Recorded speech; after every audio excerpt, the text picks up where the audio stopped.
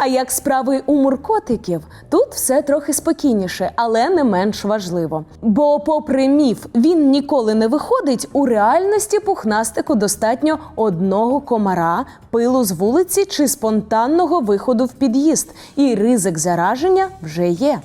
Від чого вакцинують котиків? Основні щеплення – сказ, ринотрахеїд, панклейклопенія, каліцевіроз. Ці інфекції часто мають блискавичний перебіг. Наприклад, котяча чумка – це смертельна загроза для кошенят. А каліцевіроз дуже заразний і часто непомітний у носіїв, але смертельний у 30% випадків.